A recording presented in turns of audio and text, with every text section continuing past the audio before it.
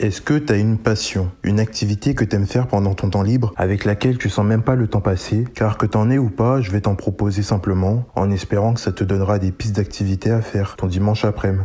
En commençant par une bien sportive, le basket. Ce qui est incroyable dans ce sport, c'est que déjà il te permet de bien te défouler, aussi bien en équipe lors des matchs le week-end dans une autre ville, ou en s'entraînant à la sortie des cours avec ses potes du club, que solo pour s'améliorer en scred, aux 3 points. C'est une passion active et pas passive, une qui te fait bouger physiquement parlant et réellement réfléchir, et pas une autre qui te fait seulement réfléchir. D'ailleurs, il y en a pas une qui est mauvaise ou non, juste qu'il faut pas s'enfermer dans l'une ou dans l'autre, sinon on essaye de faire trop de choses en même temps et on se perd dans ce qu'on aime. Alors que le but d'une passion, c'est quand même de ressentir de l'accomplissement personnel en quelque sorte. Tu verras qu'il y aura de tout après. Ce sport, il te permettra d'améliorer ta coordination de mouvement au niveau des dribbles, de bien se placer pour la défense, mais aussi des autres vu que c'est bien un sport d'équipe. Et c'est plus accessible que les autres sports avec un ballon, car c'est l'un des seuls avec lequel on touche vraiment la balle avec ses mains. C'est pour ça qu'il y a beaucoup de gosses qui commencent tôt, sans parler de tout ce qui est concentration et viser pour la mettre dans le panier, avec la discipline qui va avec. Quand le coach te dit que si t'arrives en retard, tu feras 7 tours de terrain,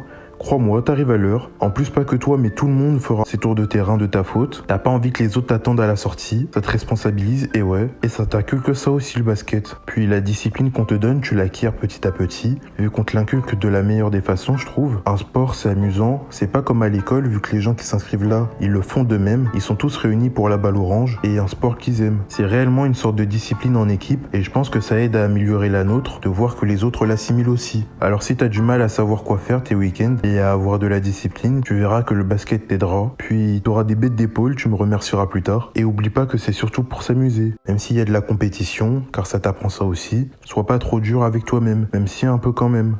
Le but c'est de gagner. Quand tu vois qu'à la fin du match t'as plus de points que les autres, t'es content de toi et de ton équipe.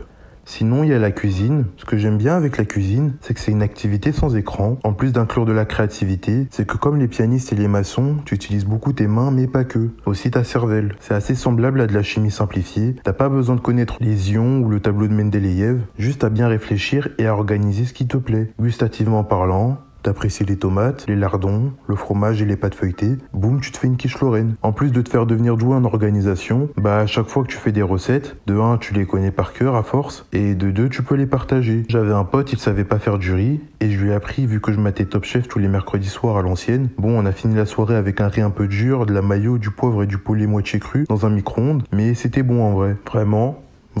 Maintenant, il sait faire du riz, et son riz est un peu meilleur. C'est ça que permet la cuisine aussi. Puis, au lieu de commander Uber Eats, tu gagnes au change à prendre le temps de faire ce que tu vas manger. Ça te prépare à la digestion et te fait bien saliver. Pendant que tu cuisines, tu peux réfléchir sur ta vie, méditer dessus et trouver des solutions. Même chercher à tester des nouvelles recettes. Pour toi, bien sûr, mais aussi tes proches, à impressionner les autres si t'en as envie. C'est quand même stylé de connaître une recette par cœur et de pouvoir cuisiner un bête de gâteau chez n'importe qui. De savoir construire un marbré ou même tout ça.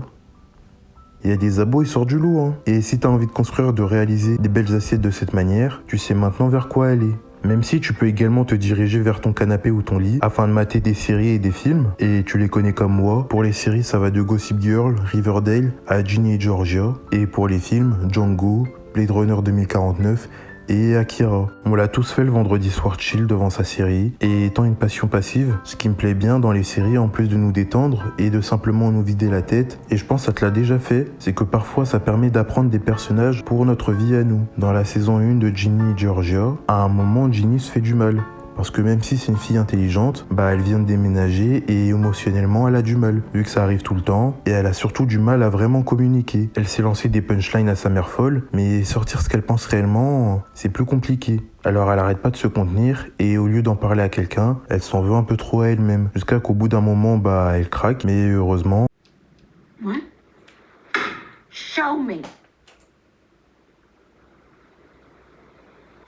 Mom, show me! What are you doing? Where? Stop! Where are you doing? Get off of me! I want to see. Mom, get off of me! Fine! You want to see? How long have you been doing that? Mom, I don't want you to cry. I don't understand. Why? Why would you do that to yourself? I hate it. I want to stop.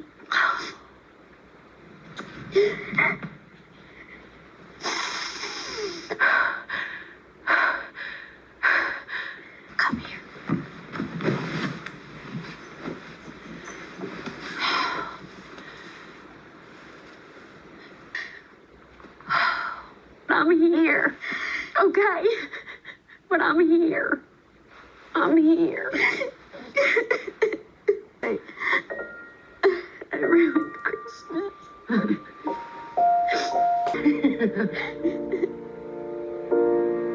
Jenny enjoyed the Christmas special, right? Elle a reçu de l'aide. Et si t'as regardé cette scène, ou des scènes du genre, toi aussi, en voyant les erreurs qu'un personnage fait, et même les solutions pour remédier au problème, ce qui leur arrive, c'est un peu comme un exutoire. Une manière de vivre ce qu'ils vivent pas physiquement, en tant que personne, mais quand même dans la douleur, en étant spectateur. Grâce à ça, c'est comme si on avait vécu un entraînement mental, alors plus qu'à passer au physique. Et si un jour il t'arrive un problème de la sorte, tu penseras à ce qu'a vécu le perso, que ça soit pour relativiser ou bien t'en inspirer de la bonne façon. Tout ça pour dire que grâce à ce que t'apprends la fiction, tu vis mieux la réalité.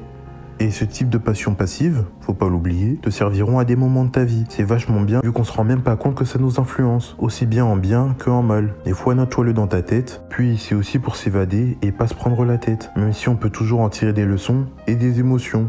Tout comme dans la musique, en plus de te permettre de t'enjailler seul ou avec n'importe qui, tant que tout le monde kiffe la musique, faut aussi dire que la musique change ton état émotionnel, et pas légèrement tel les autres passions, vraiment, enfin tu vas voir. Lorsque t'es triste, si t'écoutes de la musique triste, tu le sauras encore plus. Et inversement, bon ça tu le sais déjà, ça c'est surtout du côté des passifs, et pas de problème. En tout cas tant que c'est bien dosé et que tu mets pas tes écouteurs tous les jours à chaque fois que tu sors et chez toi aussi.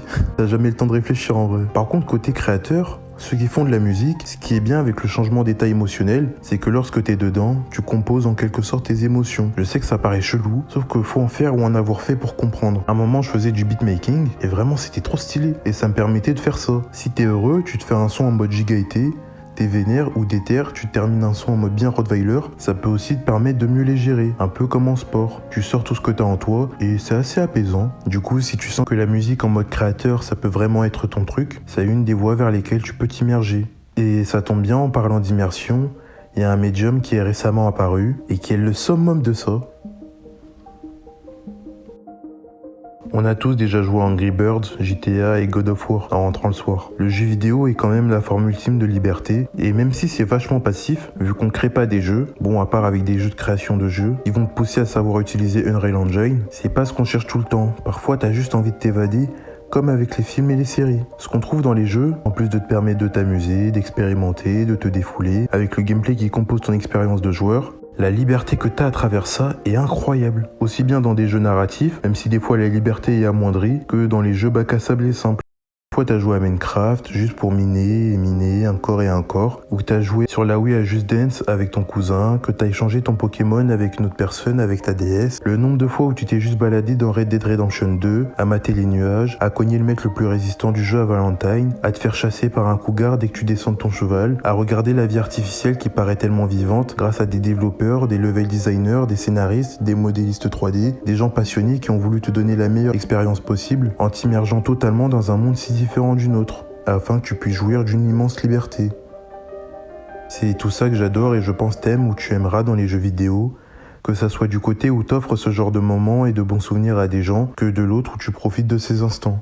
Et comment parler de bons instants sans parler des Lego ? Déjà, les Lego, tu connais quelqu'un qui n'aime pas ça, en vrai de vrai. Évidemment que non, vu que tout le monde kiffe ça. On part avec un truc simple. Un carré qui peut s'imbriquer avec des autres carrés. De ça, tu peux construire un avion, une voiture Lego Batman, et même des trucs chelous qui te passent par la tête. Ce sont des jouets avec lesquels tu peux faire et imaginer n'importe quoi. Et puis, c'est très intergénérationnel.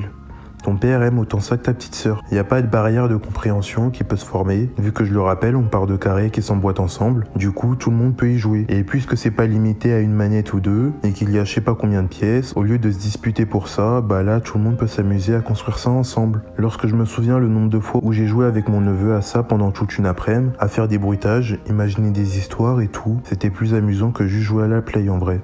On pouvait facilement jouer 4 heures sans voir le temps passer, en jouant avec ces petits personnages. Aussi, la lecture est pas mal. Je te parle pas que de livres, mais aussi de mangas, de BD, etc. Bon, tu le sais peut-être pas, mais couper ce qui te sert de tel, le mettre en mode ne pas déranger ou avion pour enfin pas être dérangé, et lire tranquille ton bouquin, ça a trop de bienfaits.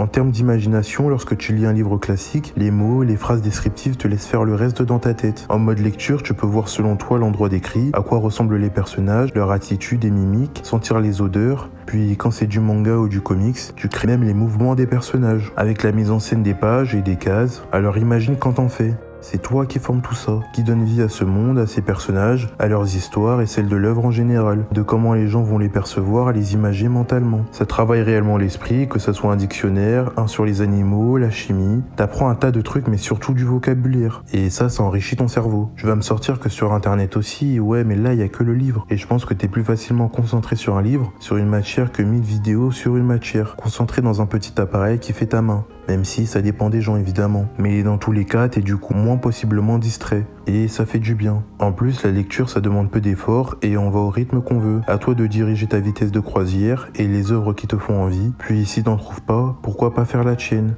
Ton truc à toi, tout comme tu peux faire tes vidéos. Faire des vidéos, peu importe, tant que ça te plaît, même si là je parle plus sur YouTube, c'est que comme un boulet canon, au début t'as l'étincelle, une idée à toi et tu peux propulser tes bonnes idées sur les autres bateaux en mode AC Odyssée et la partager aux gens. Tu extériorises ce que t'as envie de délivrer au monde, elles peuvent être débiles, ou tout le contraire, aider des gens en les divertissant ou d'une autre manière, ou pas, peu importe le sujet, que t'as envie de parler, de grimper aux arbres, de fruits, de jeux vidéo ou juste faire la promo de ton livre, tu verras que c'est assez thérapeutique de faire ça. Car les idées elles viennent bien de toi et les sortir pour en façonner quelque chose, ça me fait penser à une chose dont je vais te parler après, mais pour te donner un indice en rapport avec le dessin, c'est vraiment constructif.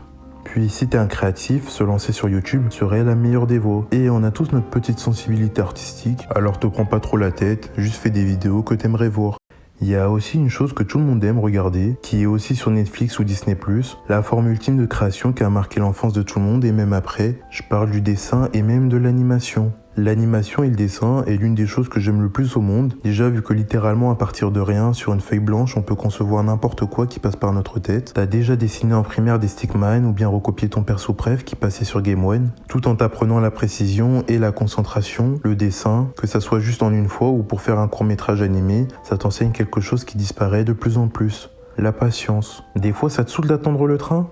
T'es simplement pas assez patient. Imagine t'es là et pendant 4 heures tu dessines ton OC de 13h à 17h et à 17h je te rends compte que t'as pas giga avancé. Et un Carlos lambda ça le saoulerait vu que lui il veut tout de suite. Sauf que quelqu'un qui dessine ou débute comprend qu'il faut être patient et bien faire les choses en se pressant le décor que t'es en train de dessiner il sera pas ouf, puis t'en referas encore et ils seront pas ouf aussi, mais en étant calme et serein, en sachant avoir du self-control, en prenant ton temps, tu vas finir par bien tracer tes lignes, à pas trembler, à comprendre que le temps que tu mets à faire ça n'est pas une charge, mais un moment d'amélioration continue de petits détails qui font qu'à la fin, tu seras bien dessiné. En allant plus loin, avec l'animation, c'est 10 fois ça. Pour faire bouger un perso sur seulement 10 minutes, ça va te prendre un mois. En étant doué, et c'est ça qui est bien. Tu vas vite assimiler que c'est pas de voir l'animation le plus important, même si entre toi et moi, c'est satisfaisant quand même. C'est le déroulement du processus qui t'a fait kiffer. Aussi bien en étant dedans, que également en regarder, mater des dessins animés et des séries de fous comme Arcane, c'est aussi plaisant. Et en plus d'avoir les mêmes avantages que les séries, films, les jeux vidéo, l'animation en a un de plus, c'est qu'on rentre plus facilement dans l'univers. Grâce à cet aspect artistique, que ça soit en 2D ou en 3D, vu qu'on sait que c'est pas réel, à part pour eux. On y croit plus facilement puisque c'est plus vraisemblable.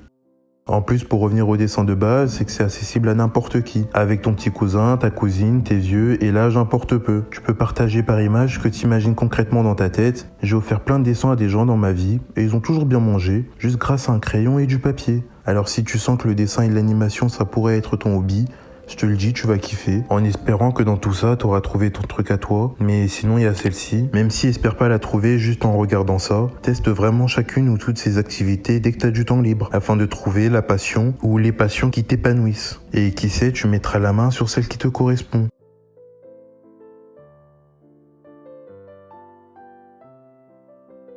Si ça t'a plu, je vise les 10 000 abonnés avant le 1er janvier, alors je t'invite à les rejoindre. Il y a un Discord si tu veux parler, et rejoins ma newsletter, je donne plein de conseils de genre et bien plus.